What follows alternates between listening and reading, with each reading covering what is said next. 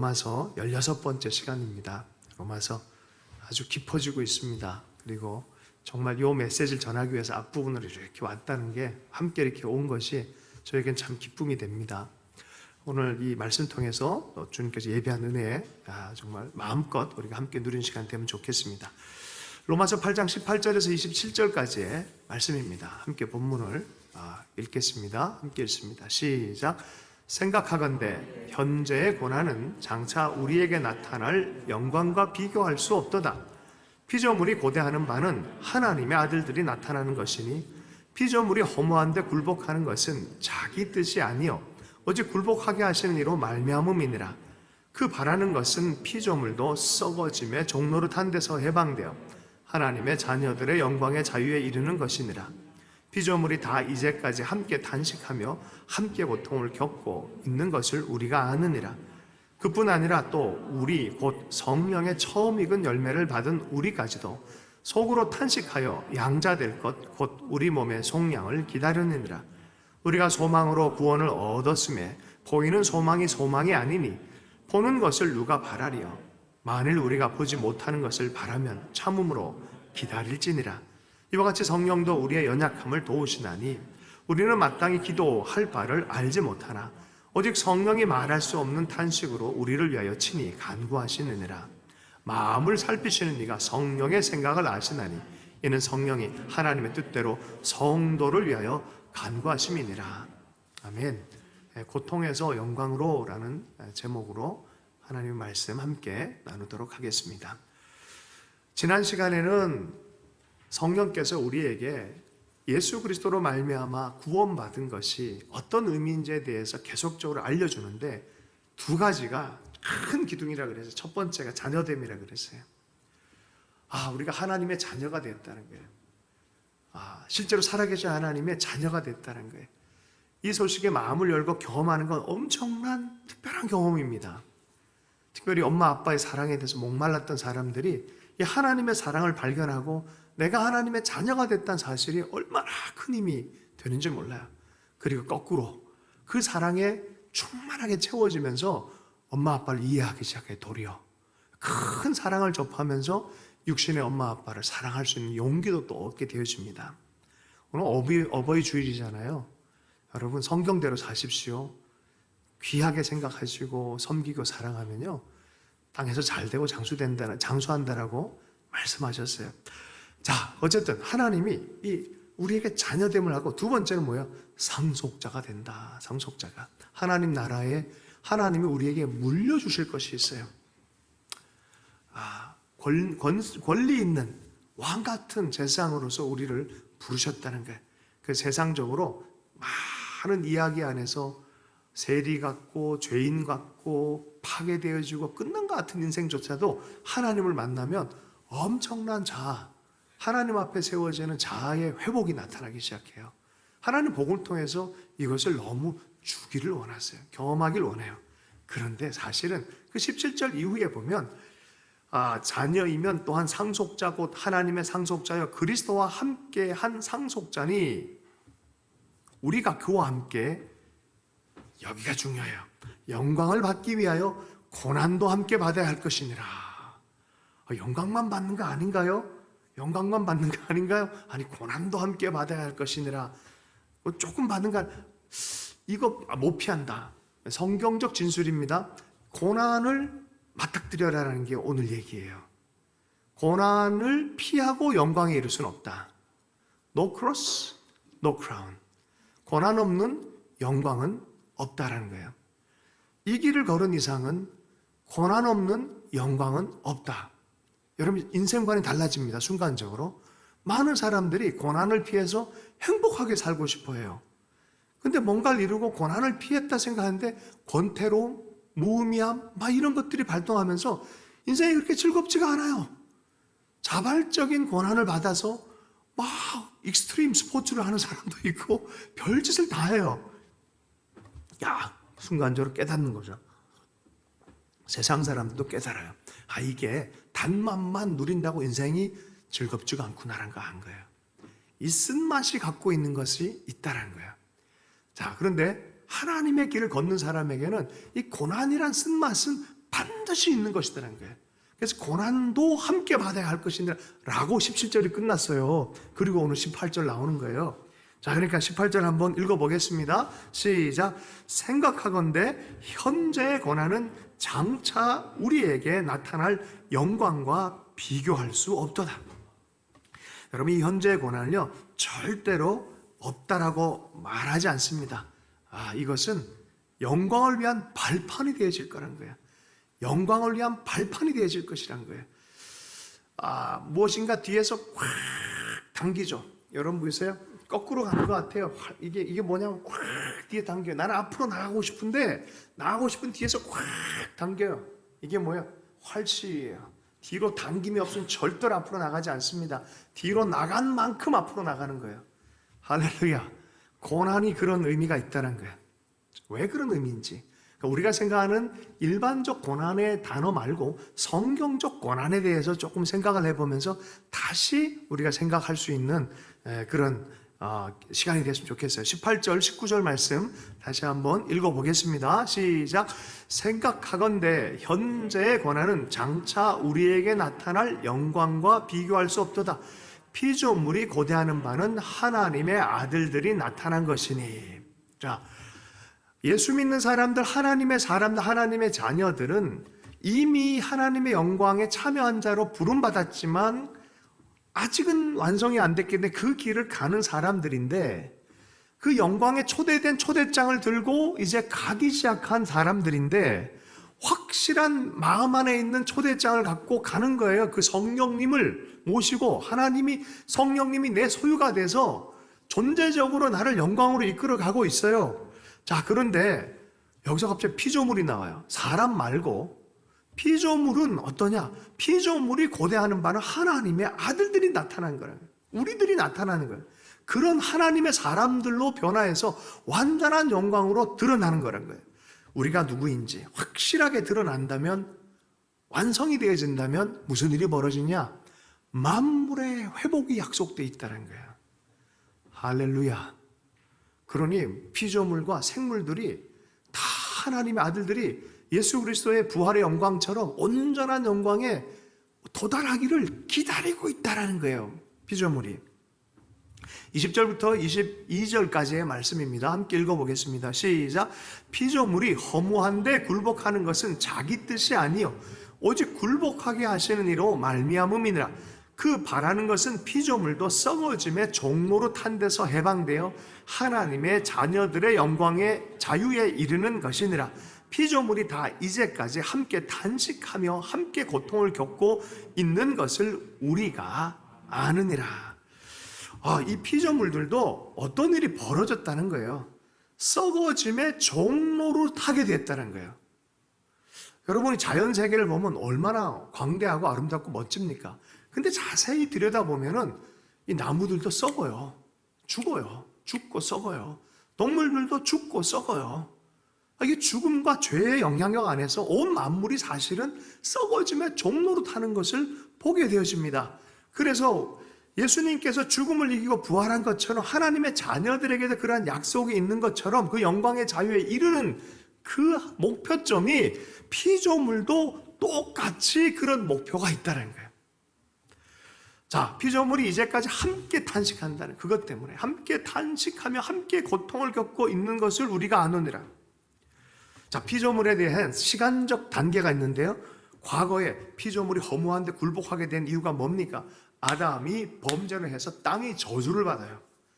그리고 가시덩굴과 엉겅퀴를 내면서 아담이 아무리 열심히 일해도 열매가 예전처럼 쑥쑥 자라지는 않아요. 노동이 기쁨이 되지 않아요. 땀을 흘려야 돼요. 고생을 해야 돼요. 수고해서 땀을 흘려서 겨우 먹고 살 정도.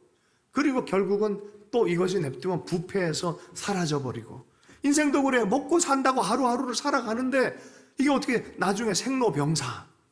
우리의 삶 전체를 솔직하게 정직하게 바라보면 허무한데 굴복해요.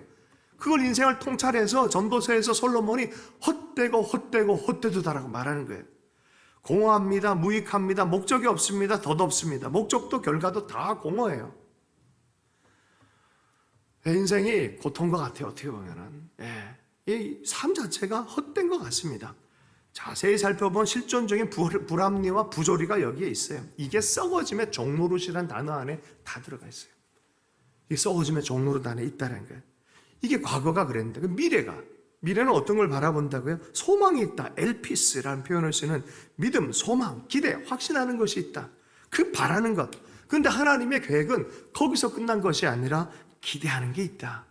뭐예요? 영광의 자유에 이르는 것이 바로 하나님의 계획이다. 우주를 보면요, 자연을 보면요, 미세하게 조정되어 있어요. 섬세하고 균형 잡혀 있어요. 그런데 자세히 더 보면 또 거기 안에 허무함이 같이 결합되어 있는 거예요. 이 생명성과 이 아름다움과 허무함을 분리시키는 것이 하나님의 뜻이라는 거예요. 잠언의 말씀에 이를 숨기는 것은 하나님의 영화요, 이를 살피는 것은 왕의 영화다라고 표현하고 있어요. 어떻게 보면 이 하나님의 지문은요, 숨겨진 것 같아요. 근데 자세히 살펴보면 하나님이 이 세계, 인간도 그래요. 우리가 죄된 인간이라 하지만 시편 8편을 보면 죄된 인간이지만 하나님의 형상으로 또한 창조됐다는 거예요. 이게 또 얼마나 아름답냐는 거예요. 참 신비합니다. 영적인 존재로 창조하셨어요. 여러분, 하나님의 자녀의 영광의 피조물들이 이루는 것이 기다림이라는 거예요. 탄식하면서 어떻게 우리도 의인화해서 생각해보면 온 만물의 생물들이 또 그걸 기다리고 있다는 거예요. 여러분, 하나님이 우리만 구속하지 않고 온 세계 하늘과 땅을 온전히 새롭게 창조하고 그것이 하나님의 비전이라는 걸 여러분 이해할 수 있기를 원합니다.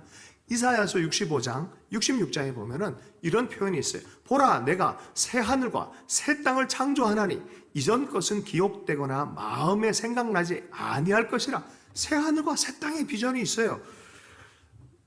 내가 지을 새 하늘과 새 땅이 내 앞에 항상 있는 것 같이 너희 자손과 너희 이름이 항상 있으리라. 여호와의 말이니라. 이사야서 맨 마지막 부분이에요. 하나님이 새 하늘과 새 땅을 항상 지어서 앞에 있을 것이고 하나님의 백성들도 영원하게 있게 하겠다. 부패하고 허무한데 굴복되는 것은 사라진 그런 세계를 만들겠다라고 주님 말씀하셨어요. 이사야서 35장 말씀입니다. 광야와 메마른 땅이 기뻐하며 사막이 백합화같이 피어 즐거워하며 죽음 같은 사막이 백합화같이 생명으로 충만하게 되어질 것이다. 그 세계 안에서. 32장 15절 말씀입니다. 마침내 위에서부터 영을 우리에게 부어 주시리니 그리고 우리는 천국에 갈 것이다가 아니라 광야가 아름다운 밭이 되며 아름다운 밭을 숲으로 여기게 되리라. 만물의 회복도 함께 얘기하고 있다는 거예요. 사람들이 성경을 읽다가 이사야서 11장에 와서 도무지 이해하지 못한 하나님의 세계를 발견합니다. 이사야서 11장이 참 재미난 얘기가 있어요. 그때 이리가 어린 양과 함께 살며 표범이 어린 염소와 함께 누우며 송아지와 어린 사자와 살진 짐승이 함께 있어 어린 아이에게 끌리며. 생태계라는 게 있어요. 생태계. 근데 이런 것들이 사라질 거란 거예요. 어떤 방식으로? 사자는 육식을 해야 되는 거 아닙니까? 묻잖아요. 그죠? 65장 25절에 이런 말씀이 있어요. 이리와 어린 양이 함께 먹을 것이며 사자가 소처럼 즙을 먹을 것이며. 이제 사자와 소의 사랑은 이루어졌습니다. 할렐루야. 소는 사자를 향해서 사랑한다면 맨날 짚을 갖다 주고 그죠? 네. 사자는 계속 고기를 갖다 주니까 소가 불편해. 어떻게 하면 이제 드디어 같은 걸 먹고 같이 이해를 해. 이제 드디어 사랑이 이루어졌습니다. 할렐루야. 그런 세계, 이상세계라고 말하죠. 하나님이 지은 새하늘과 새 땅의 비전이 여기 있어요. 뱀은 흙을 양식으로 삼을 것이니 나의 성산에는 해함도 없고 상함도 없으리라. 해함이 없고 상함이 없고 허무한데 굴복하는 것이 없어지는. 할렐루야. 하나님이 바로 이런 세계에 대해서 계획하고 계신 거예요. 이것의 첫 열매로 예수님이 부활하신 거예요. 마태복음 19장 28절의 말씀이에요. 예수께서 이르시되 내가 진실로 너희에게 이르노니 세상이 새롭게 되어 인자가 자기 영광의 보좌에 앉을 때. 여러분, 제가 종말론을 강의할 때 항상 여러분 조심시켰어요. 이게 성경적이다라고 말하면서 우리는 여기서 가는 게 아니라 주님을 맞이했다가 다시 여기로 오는 거라고. 자꾸 간다고 생각하면 여긴 파괴돼도 된다고 착각을 해요. 다시 한번요. 우리는 가는 게 아니라 주님과 함께 오는 거예요. 아멘. 오면 이 땅에 이러한 하나님의 나라의 온전한 변화들을 경험하게 되어질 것이다 라고 말해요. 세상이 새롭게 되어 인자가 자기 영광의 보좌에 앉을 때 나를 따르는 너희도 12보좌에 앉아 이스라엘 12지파를 심판하리라. 할렐루야. 그날을 주님은 명확하게 상상으로 만들자 처음부터 성경 수천 년 동안 계속해서 얘기하고 이것이 사실이라는 것을 증명하신 거예요. 에베소서 1장과 골로새서 말씀에 보면 이런 말씀이 있어요. 하늘에 있는 것이나 땅에 있는 것이나 영적인 존재들, 영적 기능을 하는 우리 인생의 목적이나 만물의 생물, 피조물, 땅에 있는 것이 다 그리스도 안에서 통일되게 하려 하심이라. 골로새 1장 20절 말씀, 그의 십자가의 피로 화평을 이루사 만물 곧 땅에 있는 것이나 하늘에 있는 영적인 모든 세계나 그로 말미암아 자기와 화목되게 되기를 기뻐하심이라. 하늘과 땅이 온전히 하나됨으로 조화를 이루는 세계, 이게 샬롬 세계예요. 하나님은 온전히 생명으로 다스리는 세계, 죄와 저주와 사망이 사라지고 허무한 것이 사라진 그 세계, 샬롬 세계를 말하는 것입니다. 성령을 받은 베드로가 이게 진짜 하나님께서 역사하고 계시다는 걸 알아버린 베드로가 드디어 예루살렘에서 설교를 할 때 3,000명이 회개하는 그 장면의 설교문을 자세히 보면은 이것을 명확하게 얘기하고 있어요. 사도행전 13장 19절 말씀입니다. 그러므로 너희가 회개하고 돌이켜 너희 죄 없이 함을 받으라. 이같이 하면 새롭게 되는 날이 주 앞으로부터 이를 것이다. 언제 그 날이 올 겁니까? 했을 때 이 복음 전파와 회개에서 주님께 돌아오는 역사가 온 세상 가운데 다 전파가 되어지면 그제서야 끝이 오리니 동일한 말씀을 하는 거예요. 3장 21절 하나님이 영원 전부터 거룩한 선자들의 입을 통하여 말씀하신 바 만물을 회복하실 때까지는 하늘이 마땅히 그를 받아두리라. 이게 베드로의 설교였어요. 주님께서는 온 하늘은 온전히 이제 주의 주권 안에 온전하게 하늘의 뜻을 온전히 세우셨어요.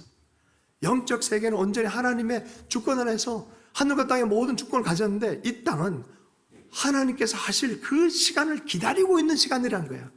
이 땅에 사는 인생들, 육체를 갖고 사는 아직 부활의 몸으로 변하지 않은 이 시즌을 사는 우리는 그날을 기다리며 그 새하늘과 새 땅의 시간을 기다리며 인내하며 탄식하며 사는 시간이 바로 우리의 시간이라는 거예요. Heaven and Earth's perfect melody. 하늘과 땅의 완벽한 조화 안에서 하나님께 온전한 예배를 드리는 그날을 향해서 우리는 가고 있습니다. 자, 그럼 우리의 현재는 어떻게 살아야 돼요? 답이 나왔죠. 피조물이 이제까지 함께 다 탄식하고 있다. 탄식하며 사는 거예요. 우리 현재는 어떻게 살아간다고요? 탄식하면서. 자, 그런데 오해하지 마십시오. 아이고 끝났네. 이런 탄식이 아니라 출산할 때 정말 해산의 고통에 호흡을 하는 것처럼 이런 탄식을 말하는 거예요. 조금만 더, 조금만 더. 이런 탄식, 이런 탄식. 조금만 더 가자. 조금만 더 가자. 여러분, 해산의 고통을 원하지 않으면요, 절대 출산의 기쁨을 경험할 수 없어요. 그래서 고난에서 영광으로 가는 거예요. 하나님 나라의 영광의 뜻을 출산하기 위한 고통을 품은 만큼 우리는 영광에 참여하는 사람들이 됩니다. 하나님과 상관없이 편안만 사는 사람은 절대로 하나님의 영광에 참여할 수 없는 이유가 여기에 있습니다. 비전을 품어도 그걸 우리가 잉태했다라 표현하잖아요. 하나님의 말씀을 품어도, 말씀이신 하나님의 약속을 품어도 우리의 삶 안에 무엇인가 잉태에 대해서 진행이 되는데 출산의 고통이 있어요. 그 과정에 기다림이 있어요.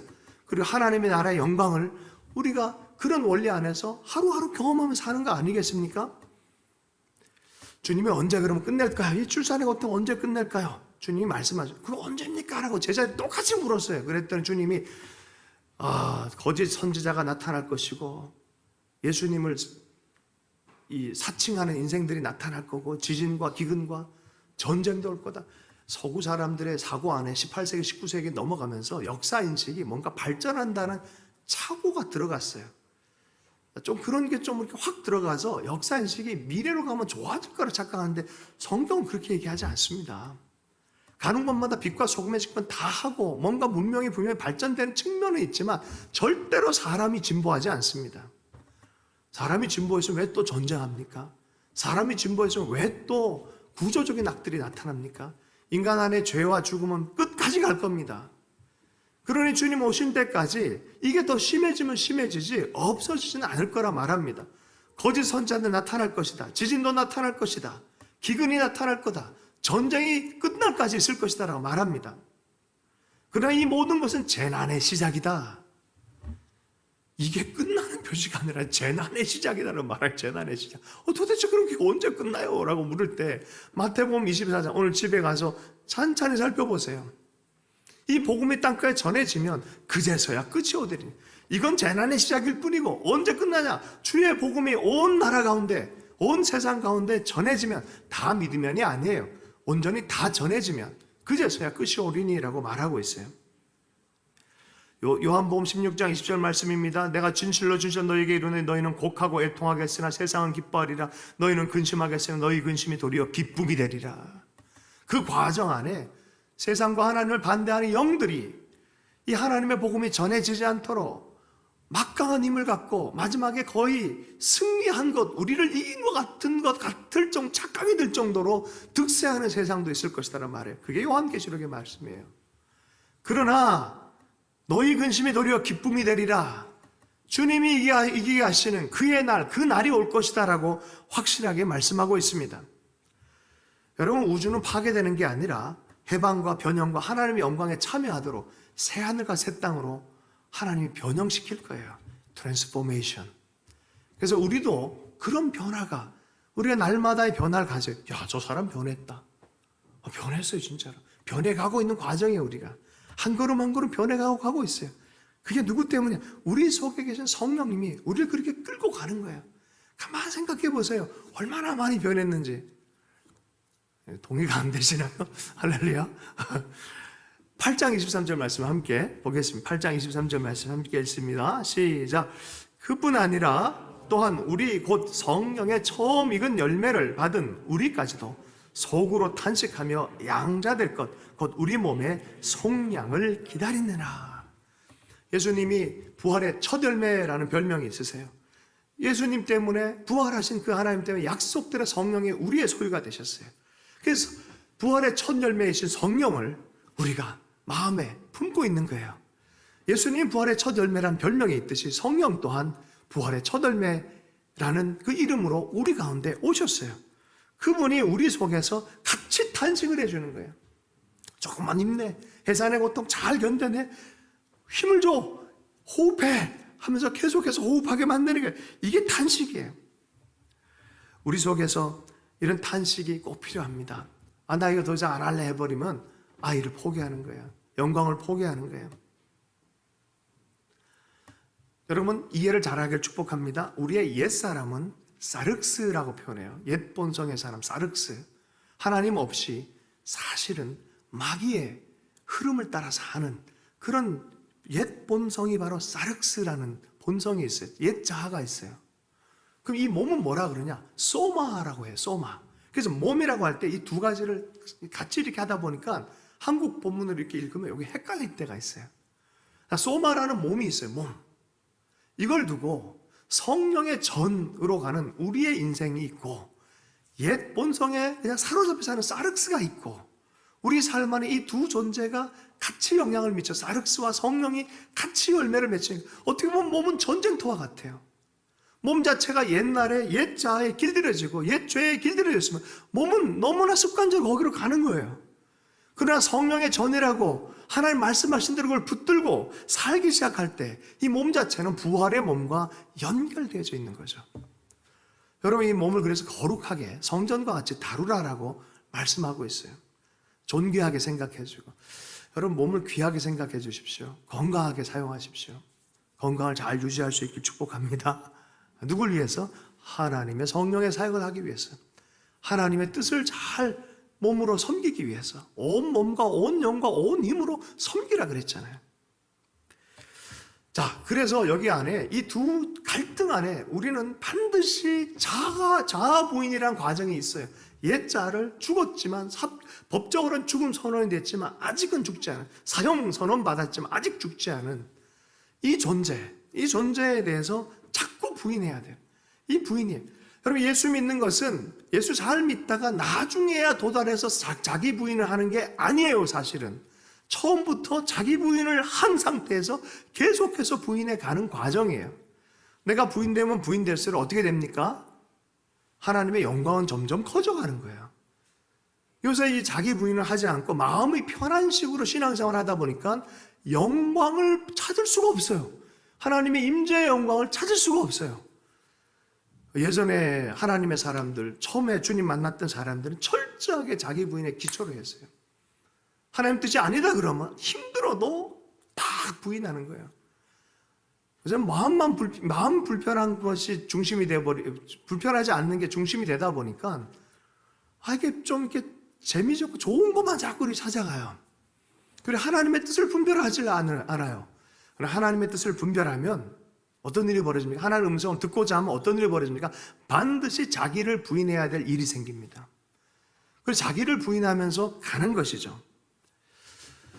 이 여정을 여러분 할 때 얼마나 힘듭니까? 그죠? 그러니까 이건 힘들다. 그래 탄식이 나오는 거예요. 자기 부인하는 사람들만 탄식이 나오는 거예요. 안 그러면은 그냥 여기서 그만두지 뭐. 세상에서 좀 편하게 좀 살지 뭐. 영광은 없어지는 거예요. 죄와 더불어 사는 거예요. 그냥 편하게 사는 거예요. 자행자제하면 삽니다. 그런 사람에게는 마귀도 신경 안 씁니다. 여러분 마귀에게 유명한 사람 되길 축복합니다. 저 녀석 또 움직이네. 이러면서 다 계세요. 할렐루야. 양자 될 것, 하나님 나라에서 몸의 속량 온전하게 예수님처럼 변화될 것에 대해서 기다린다는 거예요. 썩어짐의 종로로 돼서 영광의 자유로 우리가 가는 것이죠. 로마서 8장 24절을 함께 읽습니다. 시작. 우리가 소망으로 구원을 얻었으며 보이는 소망이 아니니 보는 것을 누가 바라리요. 25절도 읽습니다. 시작. 만일 우리가 보지 못하는 것을 바라면 참으로 기다릴지니라. 우리가 소망으로 구원을 얻었으니 보이는 소망이 아니요 보는 것은 누가 바라리요. 미래에 하나님이 결정해 놓으신 약속을 바라보고 가는 그 소망이란 거예요. 미래는 아직 당도하지 않았어요. 그러다 보니까 미래 자체는 보이지 않는 것입니다. 보이지 않는 미래의 완성적 비전을 붙들고 사는 것이 바로 우리의 삶일진데, 이 양쪽에 끼어 있는 우리의 삶일진데, 그러면 어떻게 하면서 거기까지 도달할 수 있겠습니까? 성경은 계속해서 믿음의 다른 표현인 참음, 곧 인내를 얘기하는 거예요. 충성스러운 믿음이 있는 사람만 인내할 수 있습니다. 인내는 정말 많은 것을 성취할 수 있어요. 사람의 삶의 원리에서도 참아라, 참으림자 3번이면 뭐 그러잖아요. 인내를 통해서 정말 많은 것을 거두게 되어진다는 거예요. 신앙의 인내를 통해서 인내하면서 참아라. 돌아갈 것도 아니고 타협할 것도 아니고 인내하면서 그 여정을 계속해서 나아가라. 충성스러움. 여러분, 그래서 믿음, 인내, 요새는 그거를 쉽게 좀 설명을 하면 의리예요, 의리. 하나님 나라의 의리를 지키면서 끝까지 가는 거예요. 조금 큰 주제잖아요. 심각한 얘기 많이 하잖아요. 옆 사람에게 좀 격려도 해주면서 잠도 좀 깨우면서 한마디 해주십시다. 의리. 의리. 하나님께 의리 지키는 거예요. 우리 관계 안에서 의리를 지키는 거예요. 왜? 하나님의 영광의 부름 때문에. 이게 맞다라고 믿기 때문에. 성경이 그렇게 얘기하니까. 근데 여기서 이 긴장 사이의 균형을 못 지켜서 이게 양극단으로 갈 때 있어요. 빨리 좀 왔으면 좋겠다 싶어서 내 힘으로 막 빨리 끌어당겨 버리고 싶은 거예요. 그래서 하나님 나라가 빨리 왔으면 좋겠다. 1세기의 성도들도 절대 실망하지 않았어요, 사실은. 우리 눈으로 보니까 실망했을 것 같이 생각하는데 절대 그러지 않았어요. 주님이 일찍 안 온다고 실망했다는 리포트가 하나도 없어요. 1세기의 모든 문헌을 아무리 지켜봐도 주님 일찍 오신다고 해서 일찍 오실까 막 기다리는 것 같죠. 실망한 적이 없어요, 이분들은. 그게 뭐냐? 하나님의 나라에 대해 확신하고 있었어요. 확신하고 있는 사람에게는 끝까지 기다릴 수 있는 용기가 생깁니다. 약간 불안하고 의심이 생기면 실망이 들어가요. 그래서 빨리 내가 뭔가를 만들려고 그래요. 1세기부터 얼마나 2000년을 기다렸잖아요. 제가 어떤 한 분을 아는데 1992년 10월 28일 그래서 그때 막 주님이 오신다 그러고, 어떤 사람은 미국에서 주님이 오시는 88년에 오시는 확실한 이야기, 확실한 증거 88가지 뭐 이래가지고 책도 편찬해는 별사람 다 있었어요. 제가 아는데 그분이요 지금도 그런 거 추적하고 있어요. 30년 허송세월하고 있어요. 차라리 그걸 몰랐다면, 주님 나라 가서 주님이 이렇게 물을까요? 야, 너 주님 오는 거 시간 잘 재고 있었냐? 이렇게 안 물어요. 네가 그 하늘나라에 대한, 주님의 나라에 대한 확실한 믿음을 갖고 너에게 주어진 사람들과 환경 안에서 살며 사랑하며 생명 공동체를 이루며 함께 하나님 나라를 읽으며 살아갔냐를 묻지, 너 시계 제대로 봤냐? 절대 안 물으실 거예요. 도리어 그 시간과 때는 나에게 달렸다라고 말했죠. 여러분, 종말의 때를 기다리지만 이렇게 너무 조급하게 기다리면 안 돼요. 조급하게 기다린 사람은 스윙 현상을 겪습니다. 막 올 것처럼 막 보고, 바코드 막 보고, 할렐루야. 이 보고, 이러면서 막 유튜브 보면서 막 들어갑니다. 그리고 뭐가 막 멸망하면, 와, 막 설명을 합니다. 네. 근데 그게 실망으로 드러나서 안 왔어. 2000년도도 한번 되게 몸살을 앓았어요. 2000년. 그죠? 2012년, 그러면서 블루문, 레드문이 가지고, 별별 거 다 이렇게 했어요. 왔어요? 안 왔어요? 아니요. 지혜롭게 살길 축복합니다. 성경대로 사십시오. 성경대로. 그날이 없다가 아니에요. 그날은 있다. 그러나 인내를 갖고, 너희가 인내를 온전히 이루면서 하나님 안에서 살라고 한 그 삶의 방식을 따라 살아라. 어떻게 보면 이렇습니다. 우리 삶에 적용한 점으로 좀 이걸 나누고 싶어요.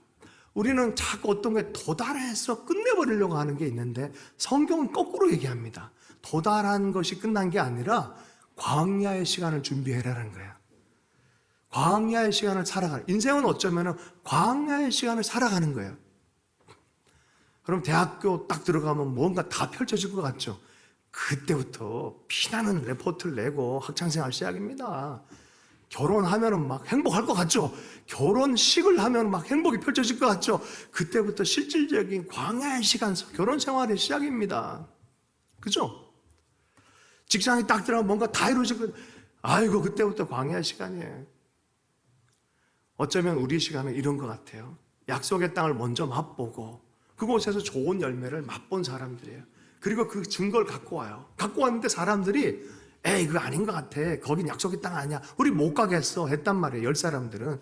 그리고 대중 전체가 10대 2가 되다 보니까 10에 다 투표례가 10에 몰려버렸어요. 그래서 백성은 어떻게 하겠어요? 분란 일으키는 것보다는 하나됨이 더 중요한데. 그러나 그 세대는 광야에서 다 죽어버렸어요. 그러나 그 두 사람은 광야를 어떻게 살았게요? 광야를 살아가는 지혜가 여기 있어요. 이거는 광야다. 이거 끝에는 약속의 땅이 있다. 나 이거 맛보고 왔고 나 너희들에게 증거를 갖고 왔지 않냐. 그러면서 당당하게 살아가는 거예요. 하나님의 미래를 아니까 당당하게 살아가는 거예요. 이런 사람에게 나타나는 현상이 있어요. 뭔지 아세요? 이게 교리가 아니라 우리의 삶에 너무 중요합니다. 이거는. 이런 사람들은 감옥에 들어가도 내 빵을 나눌 수 있는 용기가 생겨요. 이런 믿음이 없는 사람들은 집니다. 돈 때문에 자녀들도 불안하고 꽉꽉 붙잡고 삽니다. 행복한 걸 살질 못해요. 하나님 나라에 대해서 확신하는 사람들은 나눠줘도 더 나눠주고 하나님 진짜 공급하는 하나님을 경험합니다. 그리고 마음껏 하나님의 앞에 마음을 풀어내고 살며 살아가며 영혼을 살리는 것이 무엇인지에 대해서 확신하며 살아가는 사람들이에요. 기적의 만나를 경험하고 광야의 기적을 경험하고 사막이 변하는 것도 경험하고 그렇게 살아가는 것이에요. 여러분 어떻게 살아가십니까? 세상 방식으로 살아가십니까? 아니면 성령께서 계속 이끌어가면서 기적을 맛보며 그 영광을 바라보며 살아갑니까? 그래서 큰 담론 안에서 지구와 피조물에 대해서 드디어 생각하는 시대가 왔어요. 성경 옛날에 다 얘기했어요. 이 지구를 잘 다스리라. 인간 그렇게 가면 다 망한다. 예전부터 다 얘기해놨어요. 자, 그런데 이것은 알긴 알죠. 분석은 하지만 우리에게 그럴 힘이 없잖아요. 그래서 하나님이 성령을 보내서 믿는 사람들을 통해서 하나님께서 회복하는 것을 계속 격려하고 있어요. 자, 누가 같이 찬식해 주나? 그 아이 낳을 때 그 뭐 호흡하는 거 옆 사람 같이 이렇게 해주잖아요. 그래서 성령님 우리에게 힘을 도와주는 26절부터 27절까지 마지막으로 읽어보겠습니다. 함께 읽습니다. 시작. 이와 같이 성령도 우리의 연약함을 도우시나니 우리는 마땅히 기도할 바를 알지 못하나 오직 성령이 말할 수 없는 탄식으로 우리를 위하여 친히 간구하시느니라. 마음을 살피는 이가 성령의 생각을 아시나니 이는 성령이 하나님의 뜻대로 성도를 위하여 간구하심이니라. 때로는 지쳐가지고 어떻게 할지 모르지만 성령님이 싹 깨우세요. 엘리야도 얼마나 지쳤어요. 그때 하나님이 천사를 보내서 격려해 주잖아요. 이런 성령님이 우리와 함께 거해 주시는 거예요. 힘내라, 힘내라. 여러분, 그래서 우리는 두 가지 삶의 태도 절대 알아야 돼요. 절대로 교만하면 안 되고, 내 힘으로 다 할 것 같이 교만해서도 안 되고, 절대로 절망의 태도에 학습되면 안 돼요. 왜요? 성령님은 절망하시는 분이 아니에요. 이 양극단을 조심해. 내가 다 할 것처럼, 세상을 내가 다 만들, 이것도 착각입니다. 우린 하나님과 동역하는 거예요. 성령과 동역하는 거예요. 그냥 우리가 지쳤을 때 끝났냐? 그렇지 않아요. 다 끝난 것 같을 때도 성령님이 우리 속에서 기도할 바를 모를 때도 기도케 해줘요. 기도케 힘이 내게 해줘요. 어떤 때 진짜 기도하기도 힘들 때 있어요. 근데 밤중에 예전에 그랬었어요. 제가 우리 사모가 증언하셨는데, 근데 그때 너무 힘든 시간들이 있었거든요. 이거 좌충우돌, 그리고 길도 없고 어떻게 될지도 모르고 지혜도 안 생기는데 나도 모르게 밤에 막 기도하더래요. 그래서 성령님 방언 기도를 막 하더래요, 꿈에. 그래서 낮 깨웠는데 꿈에 그건 내가 한 기도가 아닌 것 같고 내 속에 성령께서 나로 하여금 기도하게 하신 것 같다. 성령님 그렇게 우리 가운데, 하나님의 가정에, 하나님의 교회 공동체에, 하나님의 사람들 가운데 성령님이 우리 같이 탄식을 해준다는 거예요. 조금만 더 가자, 힘을 내라, 할 수 있다, 약속은 확실하다 라고 말해주는 거예요. 여러분, 여기서 보면 성령의 탄식이 있어요. 말로 표현할 수 없는 것, 확실한 건데 말로 표현할 수 없는 그것을 향하여, 어떻게 보면 우리 마음도 너무 신비하잖아요. 다 할 수 없잖아요. 깊은 것을 통찰해서 하나님 안에서 마땅히 기도해야 될 것들을 속에서 기도하신다는 거예요. 왜 방언이 터진 줄 아십니까? 이해할 수 없는 어떤 차원의 기도를 시키실 때, 나를 향한 뜻을 시키실 때, 때론 성령님 우리 안에 방언이 터지게 해서 기도하게 하시는 분이에요. 아멘이십니까? 네. 그럼 사모함이 있기를 축복합니다. 하나님이 하신 일이 있다. 그리고 성경 약속 그대로 반드시 그걸 한다. 내 속에서 성령이 역사하세요. 하늘의 보좌에서 예수 그리스도께서 그걸 받으셔서 중보 대주제사장처럼 우리의 기도를 중보하십니다.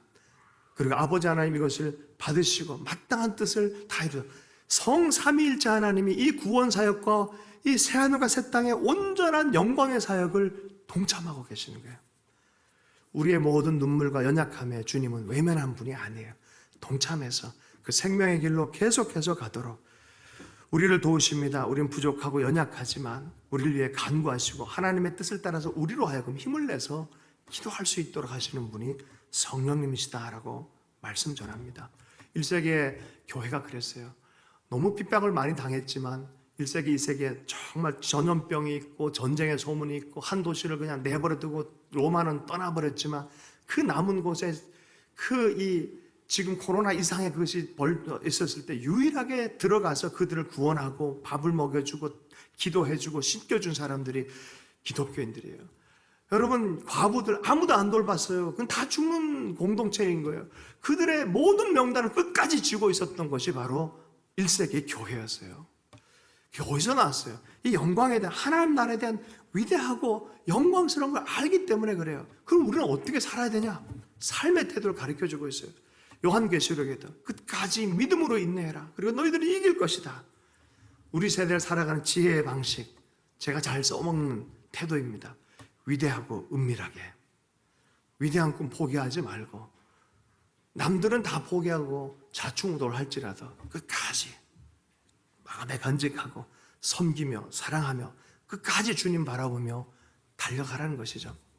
손양원 목사님이 6년 동안 감옥에도 갇혀, 신사 참배 문제 때 갇혀 있었고, 또 해방 공간에서 아들 둘도 잃어버리고 이런저런 경험을 했잖아요. 그래 인생 마지막까지 끝까지 한센병 환자를 돌보면서 사역을 하면서 노래를 하나 만들었어요. 그게 주님 고대가예요. 이제나 저나 주님 언제 올까? 주님을 기다린 자만 그런 사랑을 할 수 있어요. 주님을 기다린 자만, 하나님 나라를 바라보는 자, 이 약속의 말씀을 바라보는 자들 안에 나타나는 큰 사랑의 역사가 있습니다. 성령이 이거를 돕고 계신 줄로 믿습니다. 이러한 영광스러움에 참여하는 우리 한 사람 한 사람 다 될 수 있기를 원합니다. 이 마음을 갖고 우리 부모님들 섬기고 또 가족들 섬겨, 지체들을 섬겨가는 우리의 삶이 됐으면 좋겠습니다. 주신 말씀 붙들고 잠시 기도하도록 하겠습니다. 우리 함께 각자의 입술로 하나님께 기도하십시다. 우리의 삶의 마음을 주님께 의뢰하면서 기도하십시다. 함께 기도합니다. 하나님, 우리의 삶 안에 여러 가지 고난과 고통의 시간들, 그리고 현장들이 있습니다. 주님, 우리에게 영광의 약속을 기억나게 해주시고 주님의 그 영광스러움에 아버지 참여할 수 있도록 성령을 보내주셔서 격려해 주셔서 감사합니다. 우리가 세상의 어려움 때문에 아버지 타협하지 않기를 원합니다. 믿음의 길을 온전히 걸어가며 하나님 나라의 사람의 주님의 길을, 예수의 길을 온전히 걸어가는 역사가 있게 해주십시오. 각자의 십자가를 지고 걸으라 말씀하셨는데 하나님 그 십자가 뒤에 하나님의 부활의 영광이 기다리는 것처럼 우리가 부활의 영광에 참여하는 자가 되게 해 주시옵소서. 오늘도 하루하루 맡겨진 삶의 현장 안에 아버지 주의 마음으로 약속을 붙들고 하나님 품고 나아갈 때 날마다 또 주께서 예비한 그 영광에 참여하는 자가 될 수 있도록 은혜 허락해 주십시오. 특별히 가족 안에 우리가 져야 될 십자가를 외면하지 않기를 원합니다. 아파하지 않기를 원합니다. 우리가 아플지라도 힘들지라도 주 예수의 이름으로 주의 십자가 지듯이 하나님 따라가는 자가 되게 해주셔서 하나님 우리의 삶의 현장이 고통에서 영광으로 변하며 나가는 것을 경험하게 하여 주시옵소서. 특별히 자녀와 아비와 어미와의 관계를 그렇게 하는 축복해 주셔서 복된 가정, 주의 영광을 쫓아가는 가정 될 수 있도록 축복하여 주시옵소서. 모든 것 주님께 의탁합니다. 살아계신 예수님 축복하며 기도했습니다.